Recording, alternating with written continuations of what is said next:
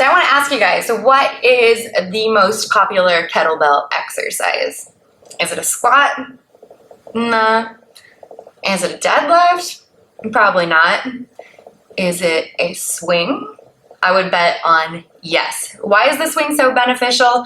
One, we're getting a lot of tension through the hamstrings, the glutes. We're also getting our heart rate up, so there's cardiovascular component to it. The shoulders are involved. It's a whole body motion, right? And one that you can't really replicate with a dumbbell, and I wouldn't want to try with a barbell either. So let's get into that. How can we perfectly execute a swing? So let's revisit our kettlebell deadlift. So as you remember, the deadlift, and if you haven't watched that form check video, go ahead and check that out as for the kettlebell deadlift, is a hinge. So we're sitting way back into the hips, we're tightening the abs there, pulling the kettlebell up the body just to a locked out position, being aware of overly extending, right?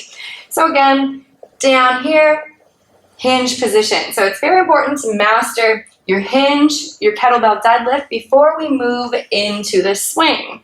That's what we're going to do right now. So to start your swing, feet are about hip width apart. You want to really glue your feet down into the ground so you're not rocking onto the toes or the heels right there. Feel very steady.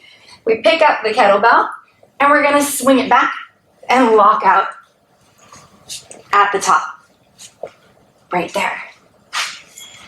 So again, to start, we're going to squat down and grab the kettlebell out in front of you. You want to tighten through the lats right there. So pull the shoulders down and back. We're going to get that explosive hip movement and lock out at the top.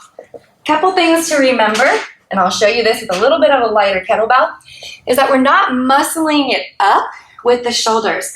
That looks like this. The bell's moving slow. My shoulders are doing most of the work, right?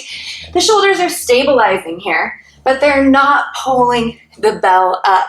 The other one is that we're not squatting the swing. That would look like this. My chest is up. I'm bending the knees and coming up right here.